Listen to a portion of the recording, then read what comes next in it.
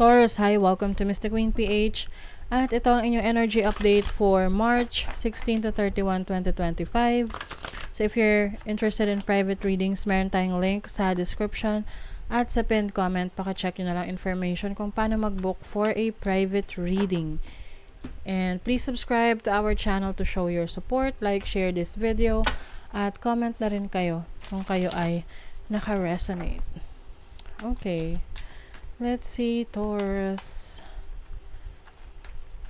Energy update for you. Second half ng March. So this is your overall energy, possible challenge, opportunity, blessings, sa inyong money, finances, health, and your love life.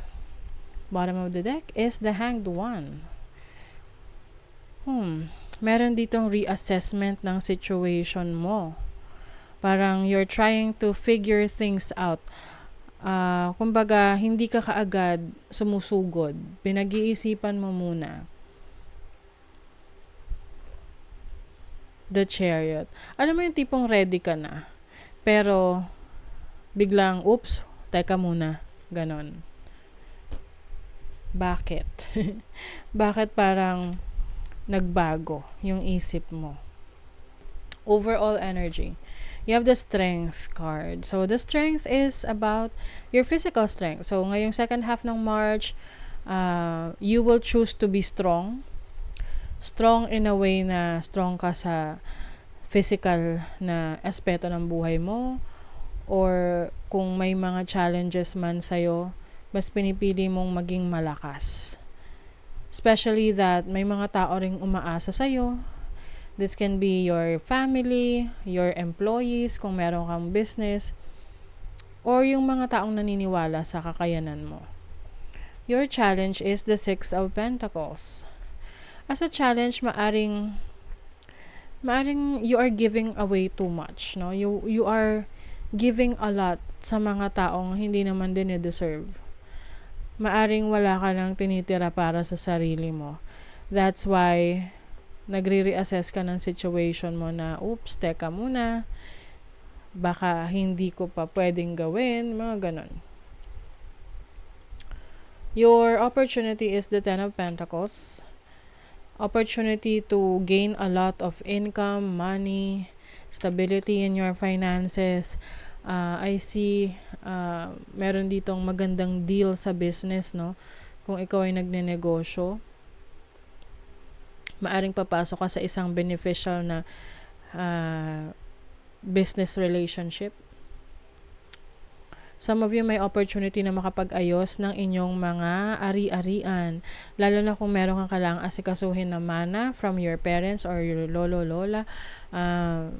Meron kang mga kailangang ayusin na papeles. And then your blessing is the Ten of Wands. Marami kang mga sa bigat hindi ko masabi, no? Responsibilidad. Na alam ko nakakapagod, kaya nga mas lalong you are choosing to be strong. But blessing to sa'yo eh. Kumbaga, yes, nakakapagod, marami kang ginagawa, maraming kailangang i-accomplish, pero this will bring you more blessings. Kung ito ay business, more income.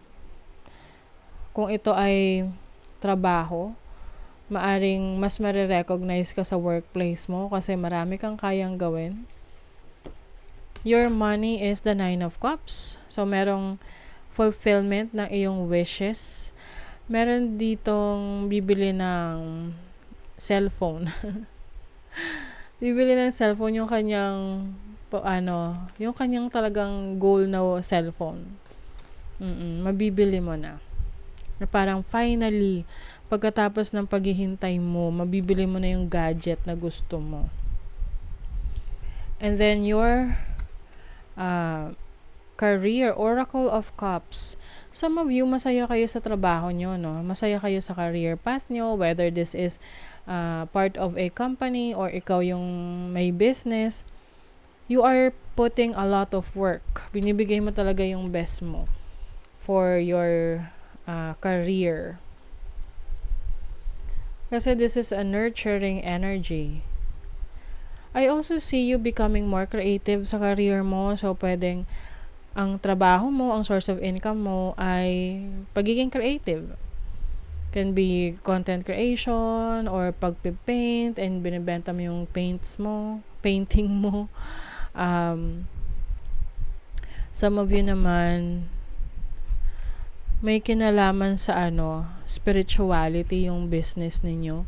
You might be an astrologer, tarot reader, or any career path na related sa divination, to the esoteric, to spiritual, no? Pagiging spiritual.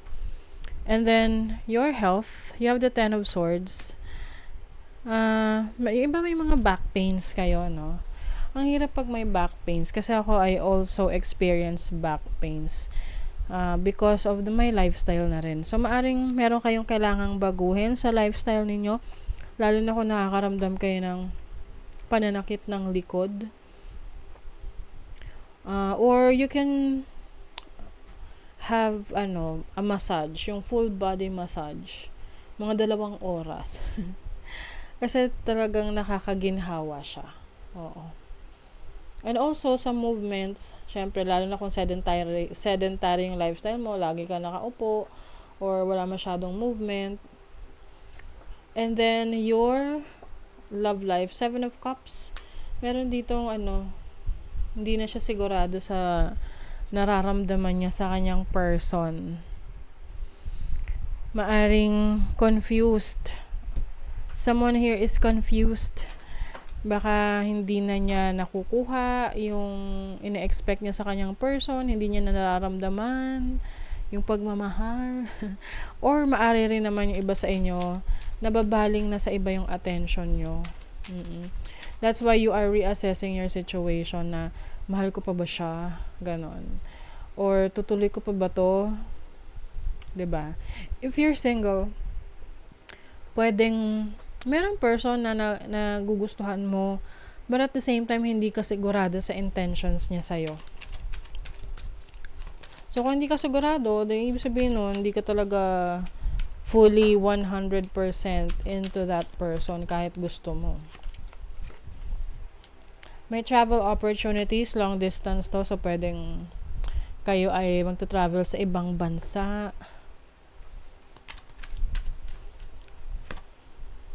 I see a soulmate connection here. So, pwedeng if you are connecting with someone, tapos nagkakaproblema kayo, maaring ito yung mga irreconcilable differences, no? Yung talagang parang wala nang solusyon. Maaring kaya ito nangyayari is because pine-prepare ka for a new person na darating sa buhay mo.